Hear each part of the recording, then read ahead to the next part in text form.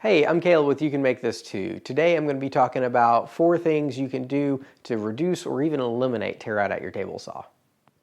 One of the simplest things you can do to reduce your tear out is make sure you're using the proper blade. I like using dedicated blades. A lot of people prefer to use a 40-tooth combination blade. That's just fine if you're getting good results. But if you're not getting good results, you might want to consider switching to a dedicated blade. This is a ripping blade. We normally don't see a lot of tear out for ripping, but that's when you're cutting this way, and you don't want to use ripping blade if you're doing cross cuts or cutting plywood. This has big teeth. It's made for cutting the long grain, and whenever you're going across or doing plywood, this thing is just going to maul it and you're going to get crazy tear out.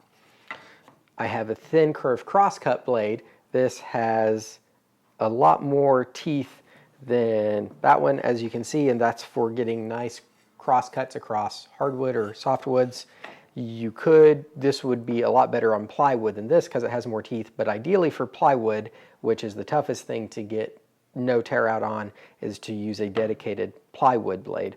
This is a plywood melamine blade, and it has 80 teeth compared to the 60 teeth on my crosscut.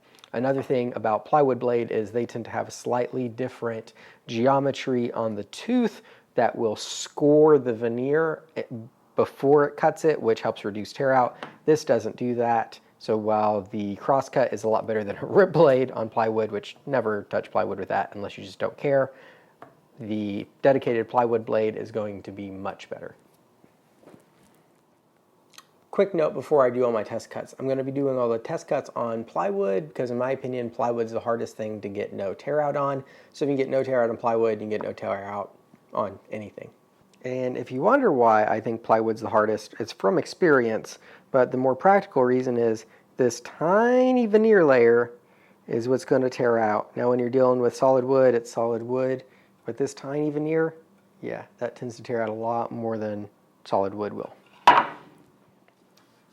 Here's a demonstration of the ripping blade.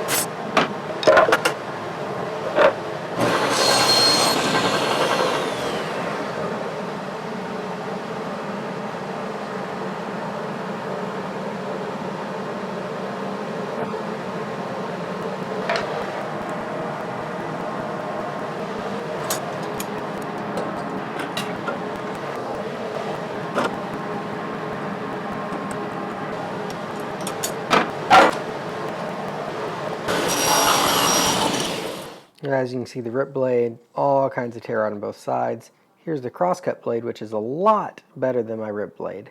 And my plywood blade, which don't see much tear out, just a few tiny little places like down here, there's a touch. Now something to note, my crosscut blade is actually barely used. I bought that blade shortly before I got my miter saw, so now I use my miter saw for all cross cutting. My plywood and rip blade I use a lot though.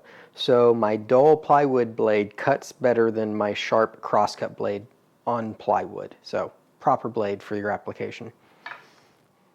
All right, so the next technique to help with tear out, and this works on hardwood too, is to use a bit of tape.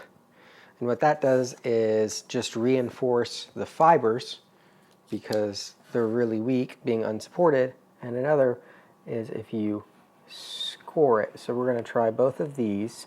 And I put the rip blade back in because it was the worst. So we'll try it with the worst blade and then with the crosscut blade because it did okay. I'm not going to try it with the plywood because it was already doing awesome. Now I'm just going to transfer my mark so I know how to line this up. Yeah, let's take a look at what we just cut. Now you can see the two sides were retaped. We got some fuzzies, a little bit tear out. Now we're also running with the grain, not across the grain like we did before. So that's going to help. But here's the piece we did earlier. Huge difference with just the tape.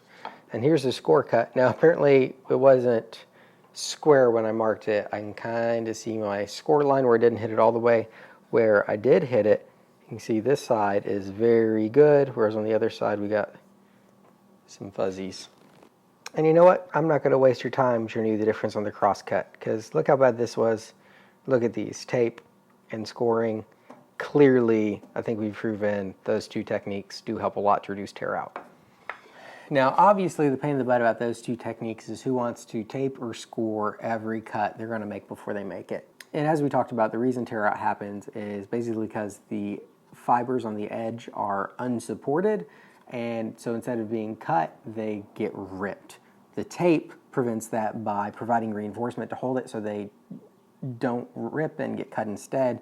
The scoring helps because you're making the cut while the material is supported and then cutting alongside the score line. But what if there was a way to support the fibers so they were cut instead of torn without having to score? And we can do that by making a zero clearance insert. You can buy those from most saws or you can make them. So I'm going to go over how to make them. As you can see, mine was actually meant to be a zero clearance insert. It's just been used so much that it's opened up now, and it obviously isn't a zero clearance. Most saws use a 1/2-inch plate, so you can use 1/2-inch plywood. That's what I did for my dado stack, and as you can see, I've cut miters with this as well. I need to make some more. Plywood works okay, just wax it or finish it.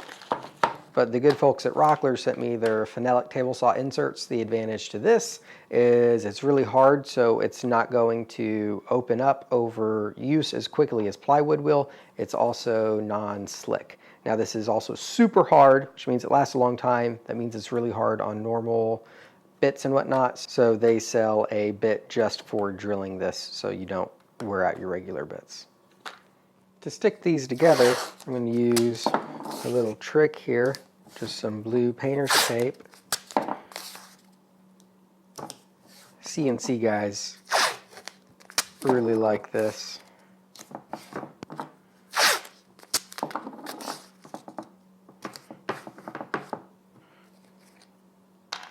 Now I'll add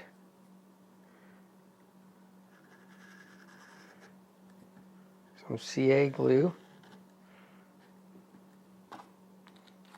And the tape prevents our actual pieces from sticking together, but the CA and tape give plenty of hold.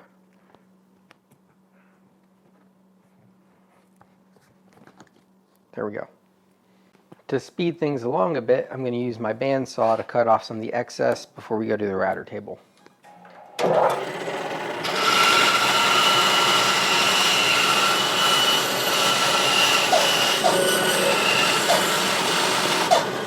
With my piece roughed out, I'm going to use the template bit and my router table to transfer. You could also do this freehand with a router. If you don't have a router, then you can cut close to size on the bandsaw or with a jigsaw, and then use a sander to bring it in flush.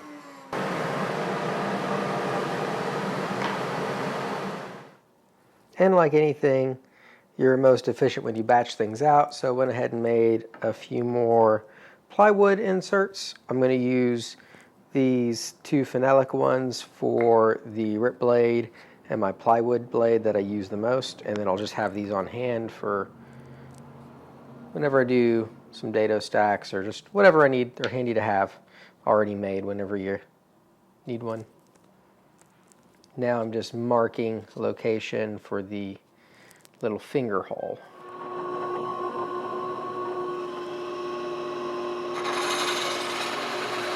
Yeah, this stuff is super hard to drill. You can definitely see why they sell a special bit for the screw holes.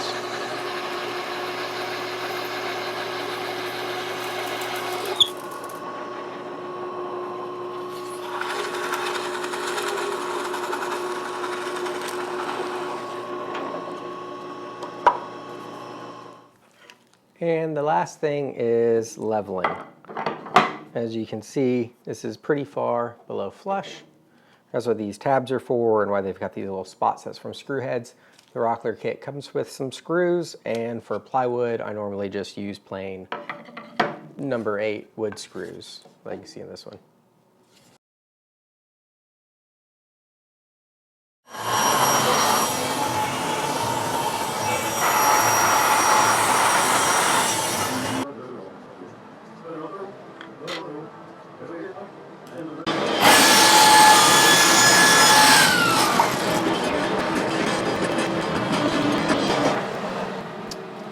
So with a zero clearance insert, that is the cut quality on plywood. Super thin veneer that I got from a dull ripping blade. Zero clearance, guys. That's where it's at. And that's it, guys. Of course, it's a lot easier to get better results if you have a well-maintained and tuned table saw. I just did a video on how I like to maintain my table saw. I'll link a card in case you want to check that out. But yeah, quick run over. Make sure you're using the right blade and make a zero clearance insert. If you can't or don't want to make a zero clearance insert, then use tape or pre-score your edges and that tear out's just going to go away. But there you go. Thanks for watching. I hope you learned something or at least entertained. If I missed anything or you want to add anything, please do so in the comments or at least let me know what you're working on. I love to hear about that. And until next time, make time to make something.